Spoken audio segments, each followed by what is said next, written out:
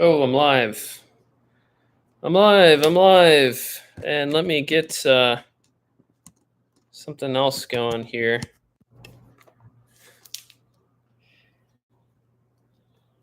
Can you hear me? Here we go. Okay. I just wanted to have this in as well because, maybe it picks up the sound better. I'm not sure. I've recorded these both ways and I play them back. It seems like the same quality, but, you know, who knows these days? Quality is relative. All right.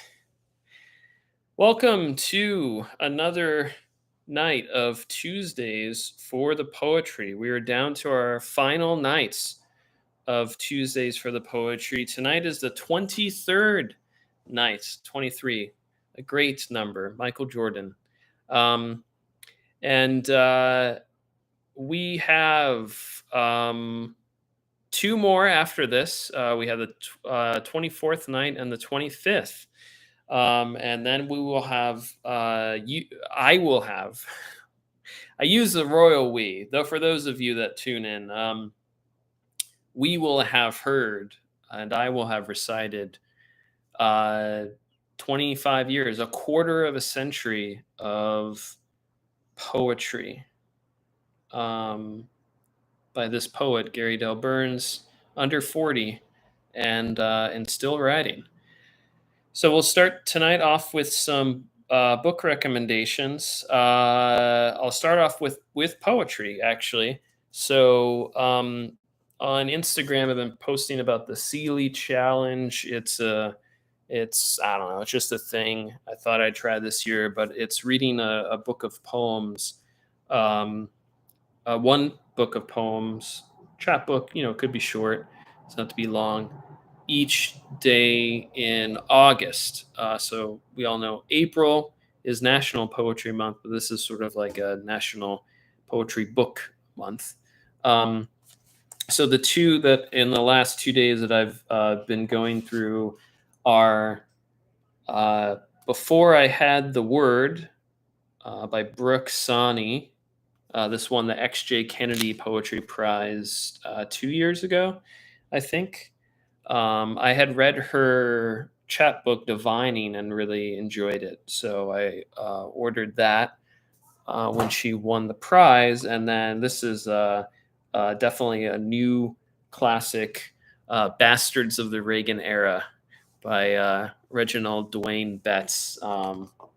Wonderful poet in the vein of Amiri Baraka, and others before him. So, reading poetry books is fun. And if you're not reading poetry books, if I'm not reading poetry books, I'm usually reading some kind of nonfiction. So, my partner ordered a bunch of books from Verso Press. They're celebrating 50 years of publishing. Um, Writing, and she got a book that she didn't order, and it's got a really kind of funky cover. You can see this: Quick Fixes: Drugs in America from Prohibition to the 21st Century Binge. And it's by Benjamin Y. Fong.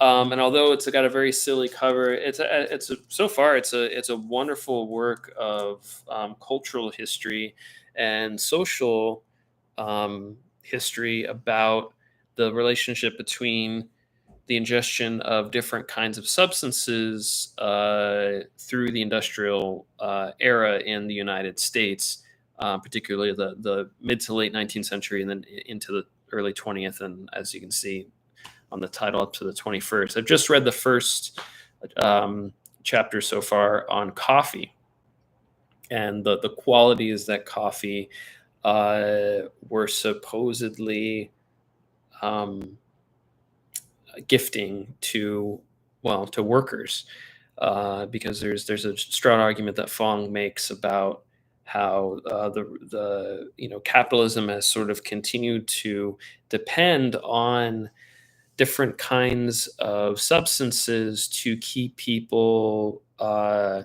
either alert and ready to go at work, or allowing them to let off steam and energy that otherwise would be directed at the workplace post work.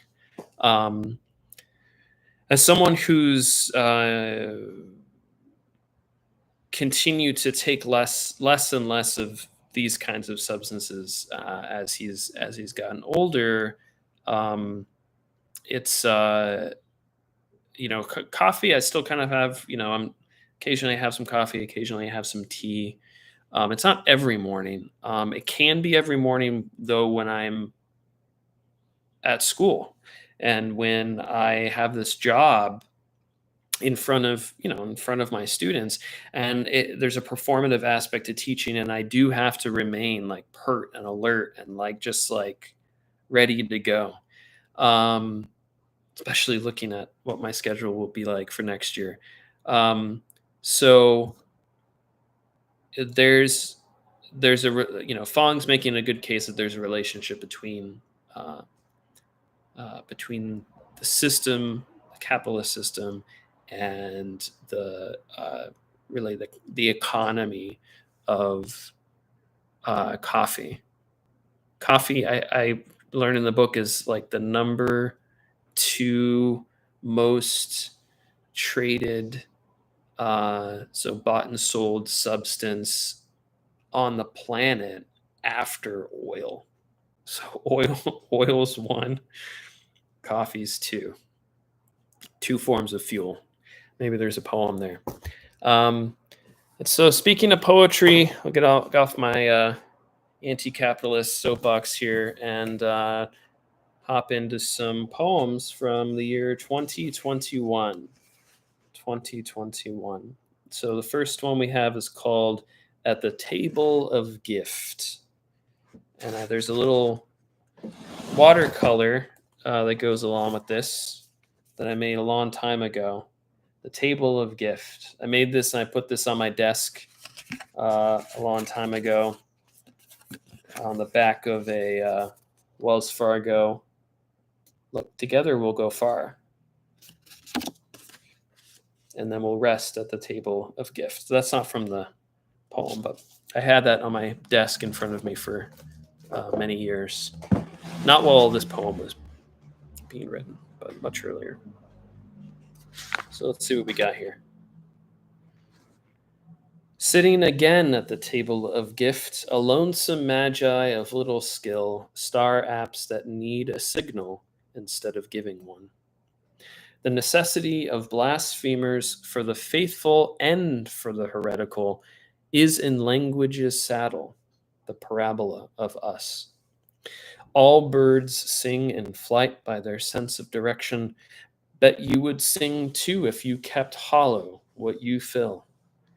Hastily answering the question, nested in conscious life, with who you are and what you do, mapping more for us than you. For love seeking, the seeker tarnishes the polish of many doubts among the table setting that family carefully sets out. Domesticated horses hold back their bite with the bit and give up indicating where the trysts are for the trails. And comet tails just as well are blown by solar winds, sitting here at the table of gift, swinging round the sun.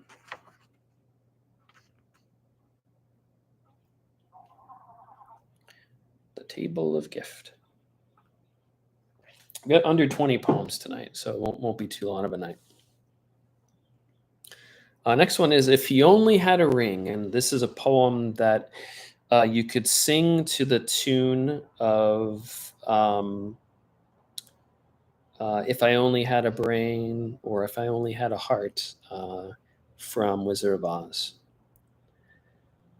So I'm just going to recite it, but if you can imagine.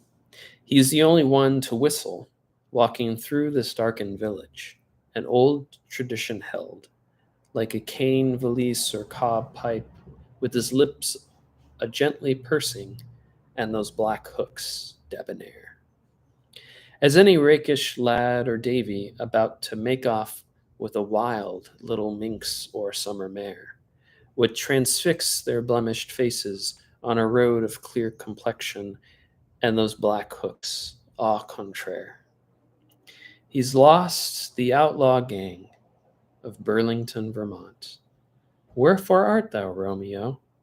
He hears a voice and makes his choice. Now it's gardens and devotion, and no whistles are afloatin' down Main Street at night. But there's music in his pupils, and his heart is thumping below the new beard on his face. The poem's dedicated to Brendan Fay.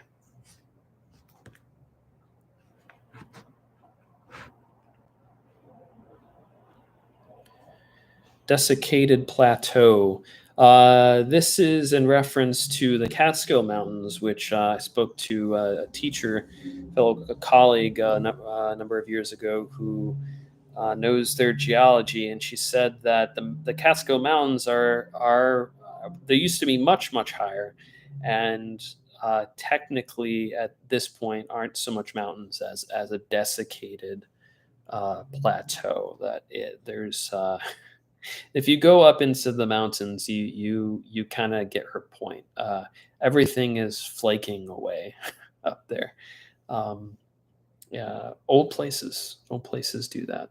Just flake and flake away. So here's the poem, Desiccated Plateau. Continuing the sentence from elsewhere, untangling from staghorns, 16 months in a year, run through, running on I go to let go of the straight lines and the crooked. Swirl instead over foxhole dust tornado, made of cremated remains and desiccated plateau.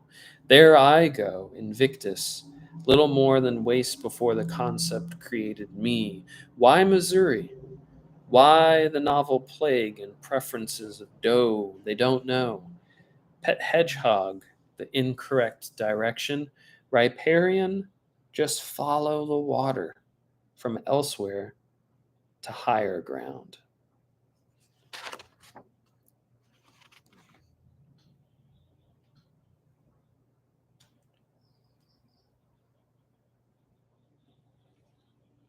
Next, we have The Mush of Months poem dedicated to my sister. Typewriter in the amber light of dusk, scotch at hand, winter warmth, trying to keep in touch with my sister on the other coast. Poetess supreme, she does not lack a talent for words pour out like smoke from the cigarettes she just quit last year. We lost our father during COVID 19, not from it, but just during. Somehow the rift a broader tear in nature than if he had the virus lay him out. It was the vices who done it. And sister herself battles the leftover demons in the right handed help of a system fighting itself with a well meaning humanitas. And days turn to weakness, turns to the mush of months, and I don't know what to say. We're still young people writing poetry, peeking through the cracked and yellowed Venetian blinds in the apartments of our pasts, peering out at the strangeness in fairyland at night, taxed by the thoughts we cannot put down and don't remember picking up the return in the mail.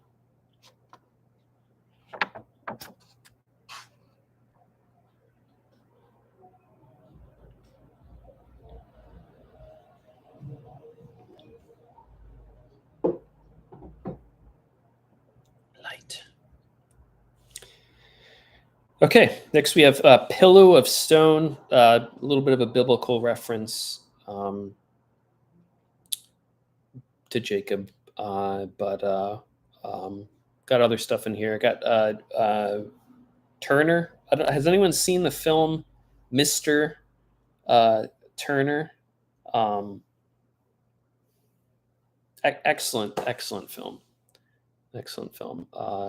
That film lives in my head rent free. But Timothy Spall as JMW Turner. So he's in this. We got some other things going on. Let's see what we got. Let's see who we got. We also have Neil deGrasse Tyson, and trying to uh, look at the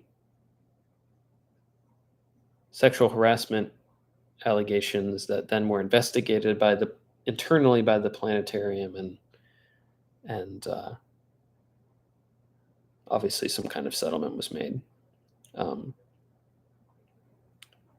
so there's some judgment passed on him in this poem too. Sorry, Neil. Some people don't love you. Pillow of Stone. Acts of God. Wind snapping branches off. A whip of the sun on the rump of the earth. Is the sun God, Turner? Another crisis in cosmology. Sometimes shit just lines up like rungs on a ladder. Other times you hit every single one on the way back down to Jacob's dream. Coriolis force of the legal system. Expansion is an expense, and with the Hayden and deGrasse Tyson apparently worth more than 4 women. Insurance can't protect innocence. The guilty seek a Venus whip to crack their asses open to justice. Just as a tree limb secretly pines for the experience of the root falling over itself to find only rot at the base.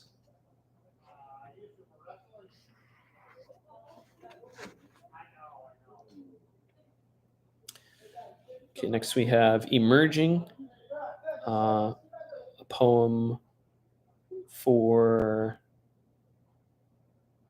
another poet, K.A.B.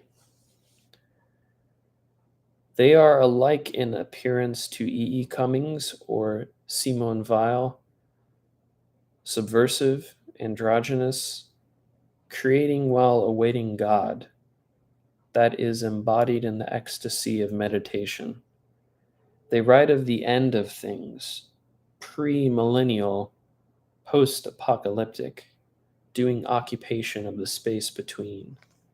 Passing time, I wait to read their new work of quietude.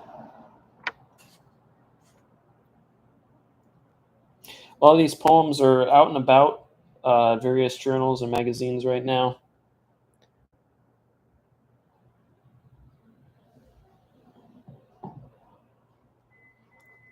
I like collecting rejection letters.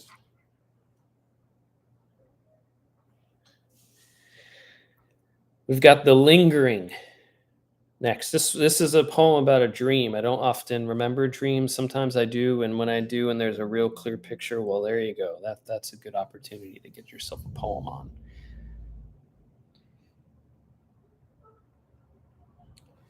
You let most dreams evaporate, dispel like creek fog when sunlight crests the hill. This one keeps longer in the cool of the dale. You give it a little niche as a candle before an icon. Praying it goes out and does not go out. Closing your eyes again, the wick is falling, here in the brass glow of the base of a library lamp. Adorning your desk, a breeze picks up the drop of spring petals outside in the dawn as rain begins to slant and extinguishes the dream. In the shroud of smoke, a face, a sense of having been seen from within your dream.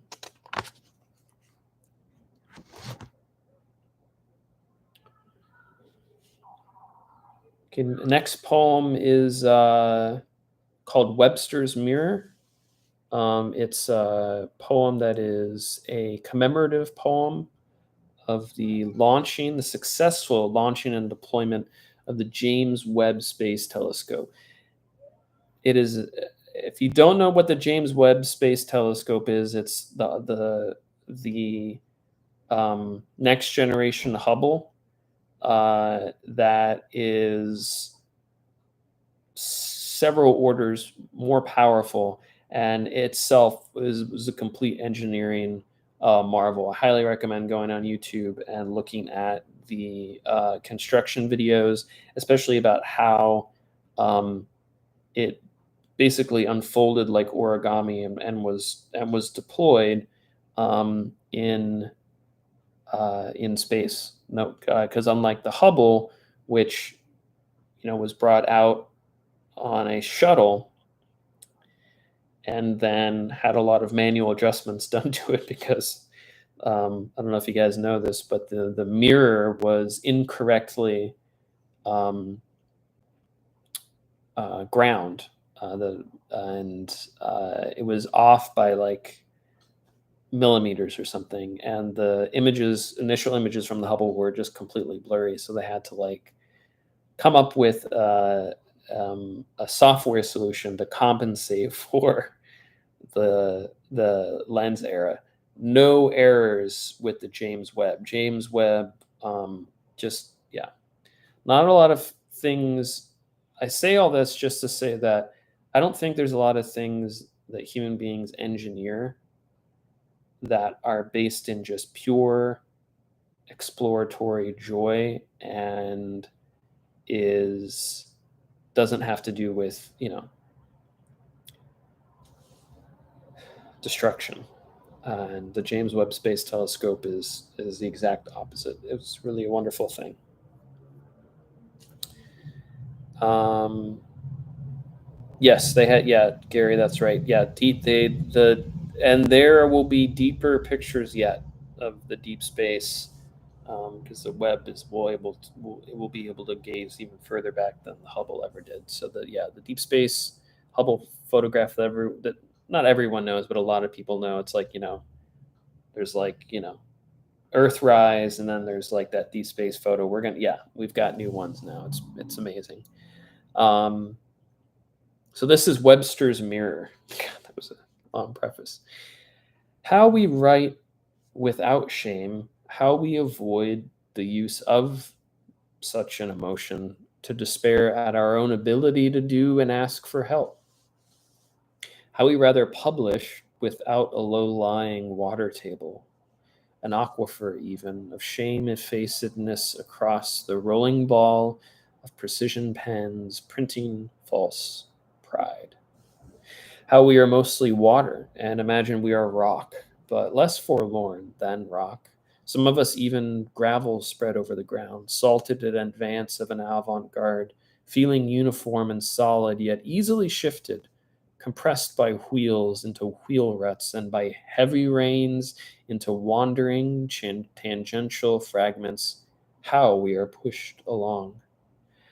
How we are subjects seeking verb, looking for images in action to see ourselves in our words, like children or dogs.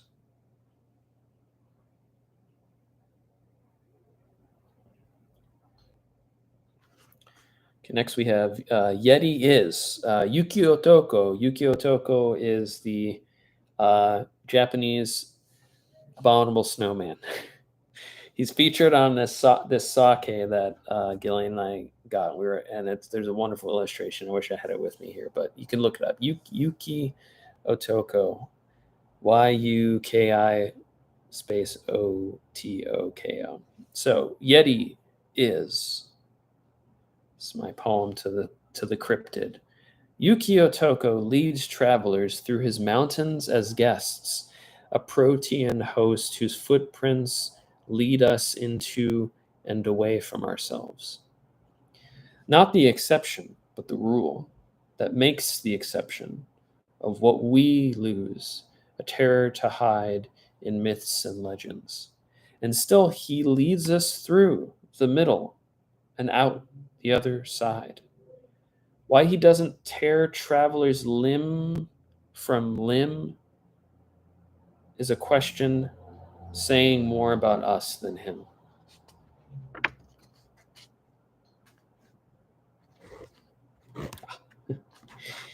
Here's a great fitting poem with Oppenheimer in the theaters because of course we didn't have German scientists.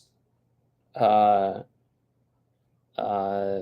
we did have some German scientists with us on the and the Manhattan Project, but also, you guys, I've probably referenced this before, Operation Paperclip, which is something that was made known to me through um, a play called Apollo, that was put on at the Proctor Theater in Portland, Oregon, many years ago. And but once the end of World War II happened, uh, we split between Russia. Split. I mean, they got uh, their German rocket scientists, and we got some too as well. If you guys don't know, Werner von Braun, who became a leading rocket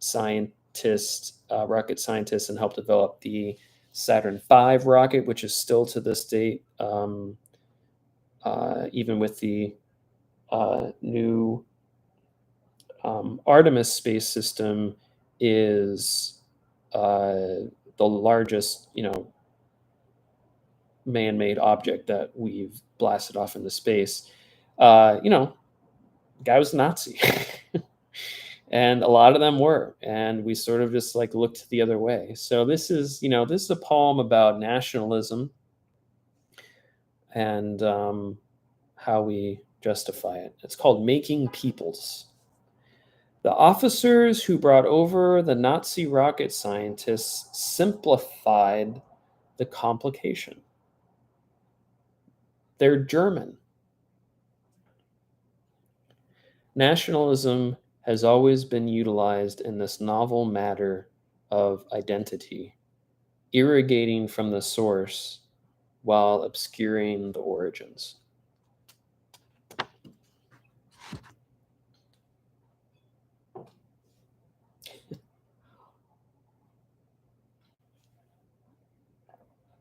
Yeah, that would have been an effective scene in Oppenheimer. He goes to Japan, finds Yukio Toko. Yukio Toko looks at him and cries. He has this tender moment with a spirit of Japan. Okay, here we've got With Expectations Ticket. It's a poem that is about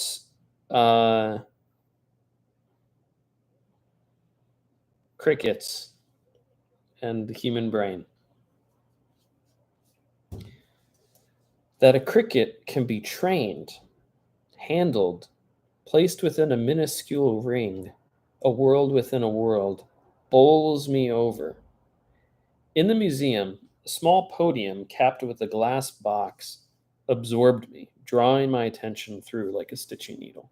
And there was the 1,000-year-old Chinese cricket training set, smaller than the smallest object in the entire Asian collection. This memory has been waiting to become a poem for many years, its image among the refuse of sleep shining with wakefulness. And now you're here with Expectations Ticket, waving it smoothly at first, then with a jerk in my direction, which is this page that's supposed to take you to a place of meaning.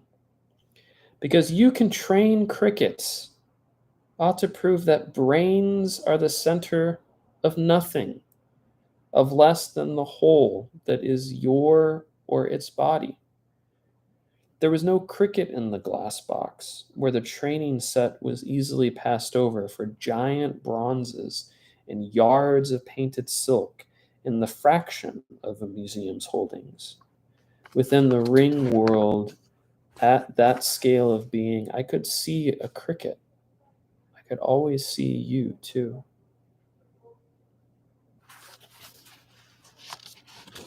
So I guess it ends up also being a, poem about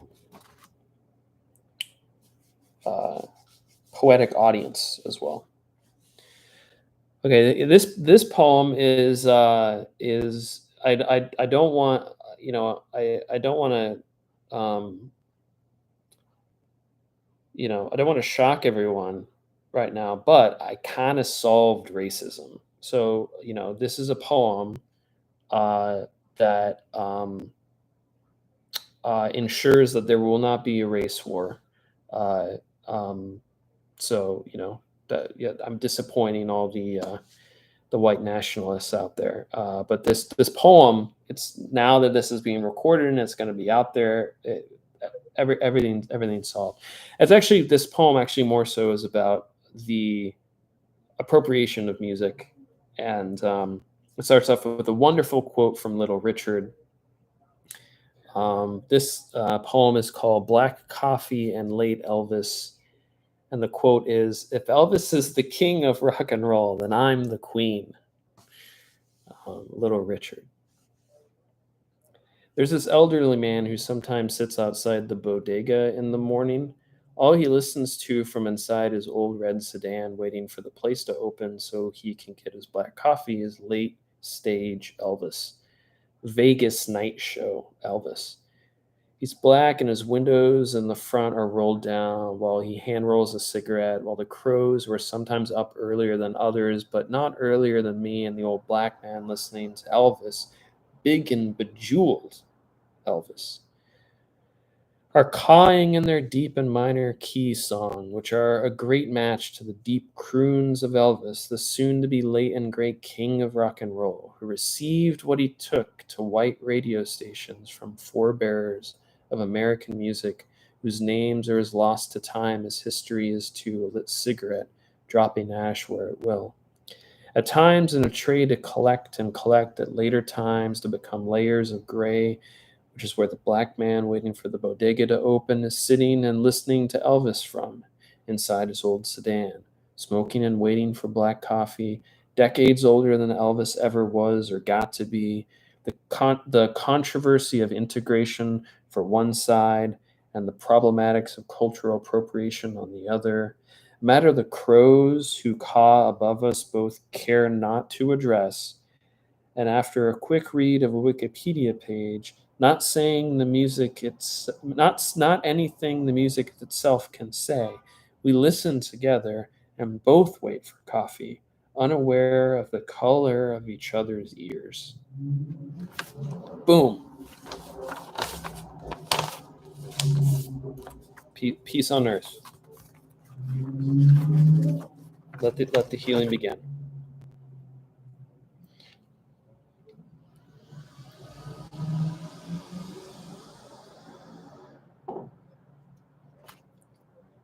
This just in, I'm canceled. Okay, so next we have grief work. Grief work. We got a lot going on in here. We got Romeo and Juliet and cypress trees and the history of the condom, and we even got uh, Greek islands, because why not? Um, so and also plant care, which is something I'm about. So let's start with that. We've got grief work. I'm trying to save a jade plant on pure guesswork and wish repotting and replacing after I tossed half of it away. By the window for more sun, in a snug, a more fitting container. I could just look its true salvation up because it's not like I don't have service. But when the condoms were trashed, due in part to their expiration date, a very dark joke filled the vacuum left by carnal hope in my sex. Recall that Romeo's gripe was Rosalind's chastity, encircling him as the cypress grove, or the sycamore grove, wherever Benvolio spoke about other fish in the sea. So he reversed the pilgrimage away from lovely saintliness toward hope in sex titled love, and death raised both lovers for it. Condoms are a technology, their coinage and invention coincidental, with the seed drill, the spinning jenny, the parachute, and the guillotine. Heavy lightness. Cypress roots do not disturb their graves with dance. Their towering is sentinel, not oppressive. Phallic symbols of protection and death, great coverage, a clear signal, sex, I mean 6G. If condoms had been, if dating had been, if Romeo had really loved his Juliet, read The Elephant Man, he did not. Two families would still be at each other's throats.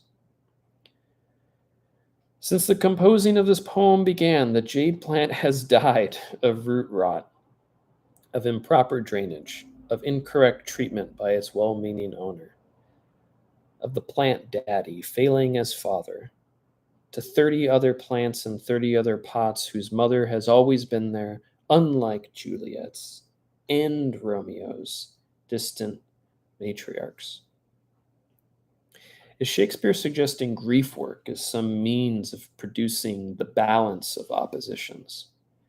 Montague and Capulet, in suffering, supplanted their hearty hate with love. I'm growing something else now to be held by something very much rounded by enmity, and is rigid, porous, earthen, and fired up by a kiln built within me. A kiln that is volume and vacuum, that sustains a cold, oxygenless flame, not in spite of chastity, but a physical love, had and lost to the guillotine of what couples counseling could define.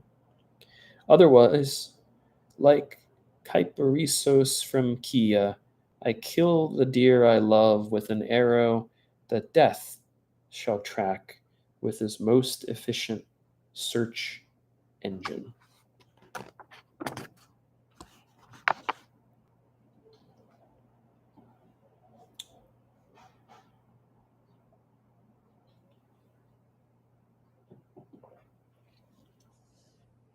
You can find everything on Wikipedia now, but death always finds us.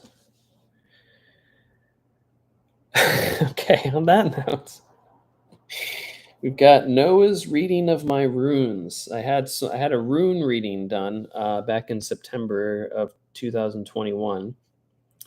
Nordic runes, fitting for my heritage. So let me. This is my. This is really more of my reading of Noah's reading. So this is what we got here. We've got the torch. The guiding light of my youth was the church and my elders in the church. The ice and the cold shadow that fell outside of warmth was the patriarchality, enfeebling my mother, emasculating my father. My humanity and love for my fellow man is tempered by the tension of our insecurity and selfish harboring of imported comforts and temporary balms on generational fears and imperial wrath. Age of Pisces twirling, circling around the toilet bowl into the earth's depths. The challenge is from the past within to the present without, a transformation of parts into a whole question of work on the self, under its hood. The search for knowledge of the All-Father through the young son's love by the ghost's astral help will not be automatic. And fertility, the new man, or the new life that makes a man, of responsibility come. How will you meet him?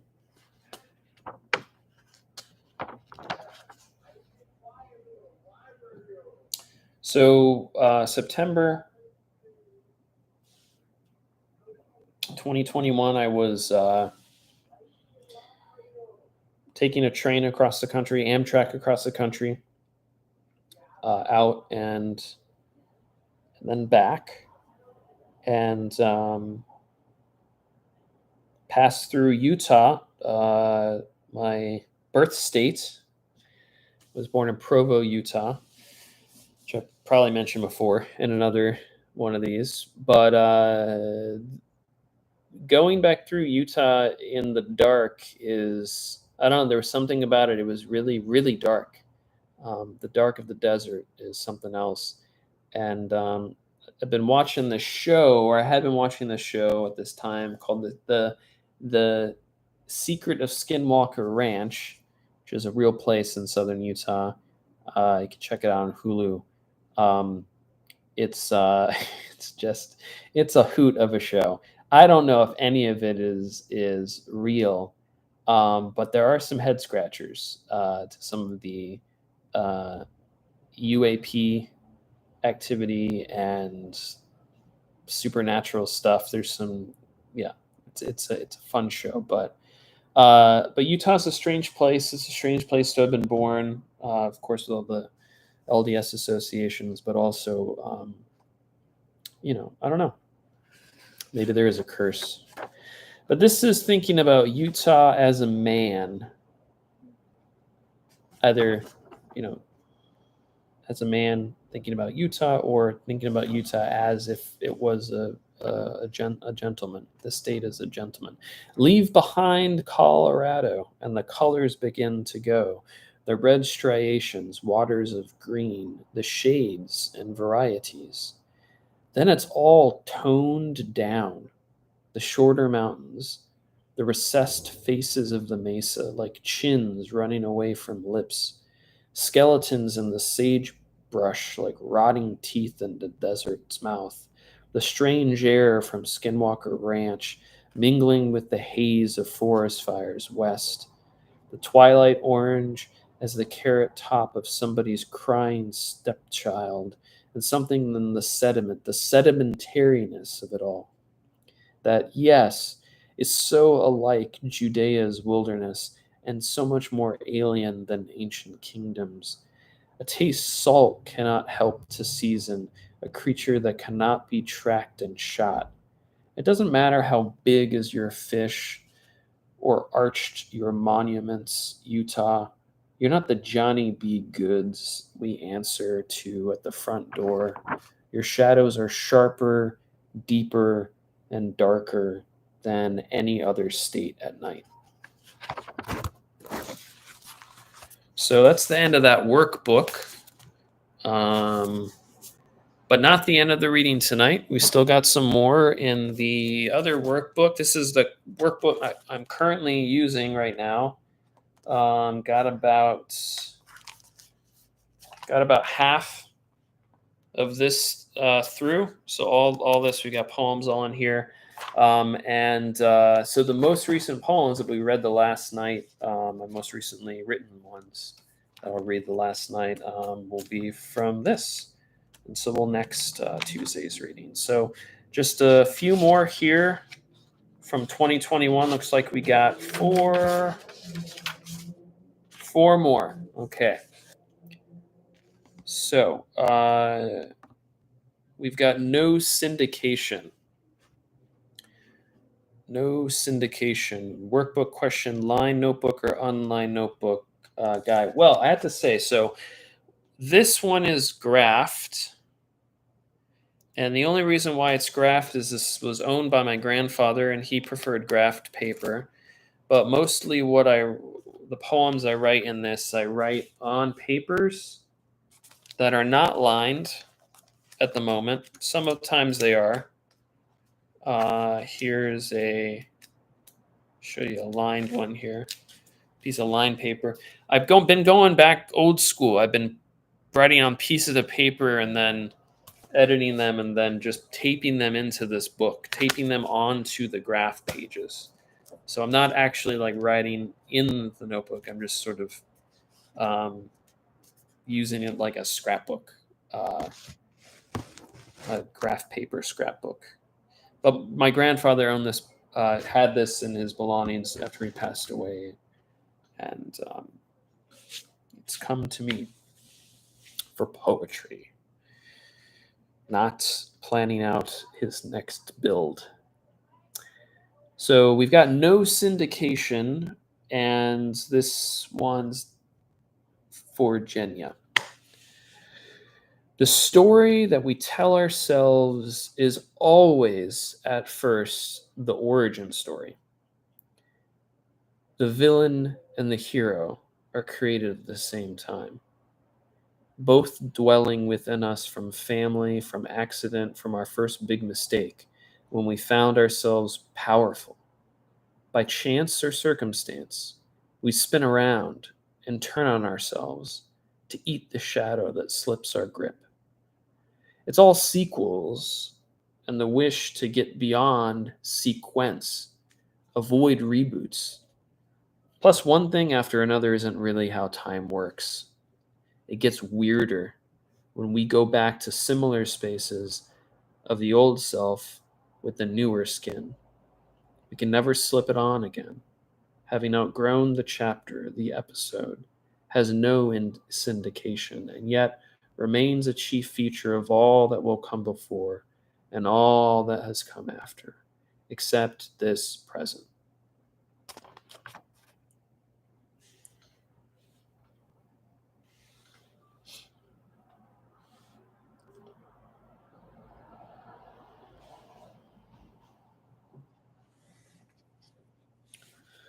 Um, okay, next we have Bodies Want. This is a um, kind of a cerebral poem, but I'm really just trying to talk about attraction. Bodies are the place world encounters world, and through which mind moves its own sphere, proves to itself it has sphere, shrinking, expanding, capillary action of manifest thought.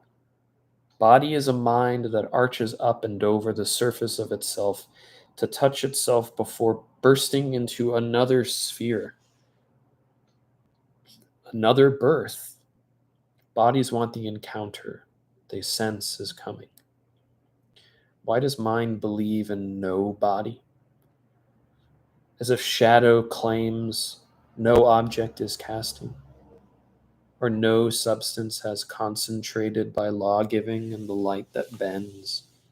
It's a long way around to say, I want to sleep with you and collapse the surface tension of thoughts I have about sleeping with you. And by you, I mean the body that is a mind and action without thought, but you riding my face and ruling the ignorant language I speak and write.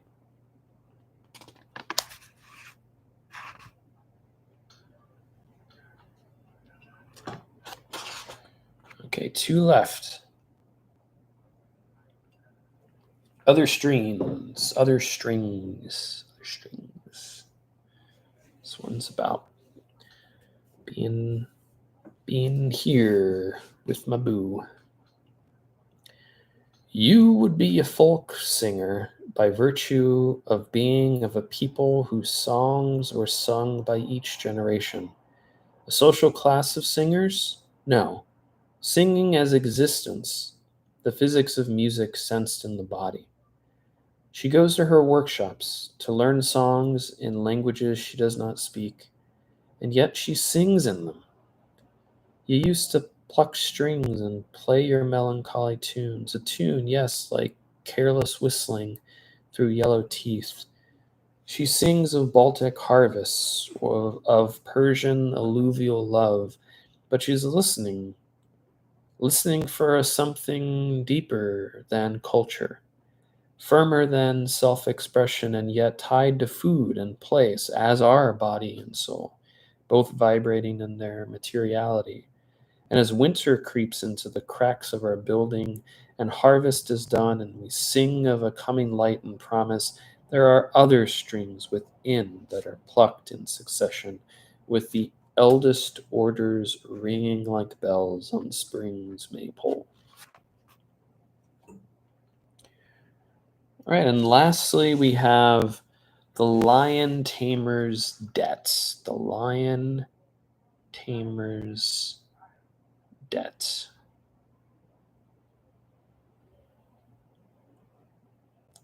This one's got some rhymes.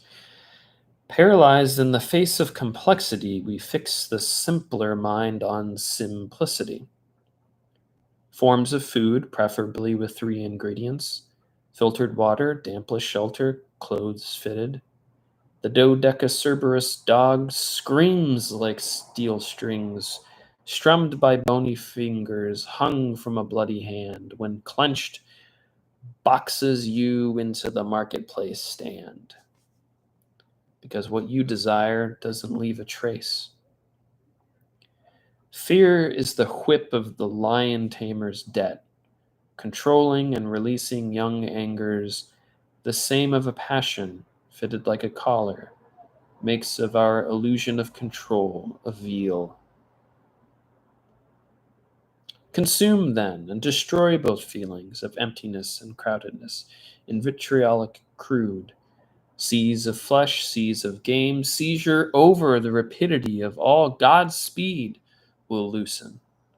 Your ear, unhinged, falls from your head, snapped off like antennae in a child's grip. You the child, you the bug, deconstructed, but still under the glass of master promissory note. Um, didn't have much rhyming, actually. I thought it did. But it is about student debt. Um, so that's it for tonight. Poems from 2021 when I was aged 35 into 36. I was 36 when 2021 ended. Finishing up my third year at Gilboa Conesville. So here's to more poetry next week. We will have the 24th night of Tuesdays for the Poetry. I'll be here again reading on my YouTube Live. I've been Gary Del Burns, and I hope you have a wonderful week filled with poetry and life and maybe some love. So take care, and we'll see you next week for another Tuesdays for the Poetry.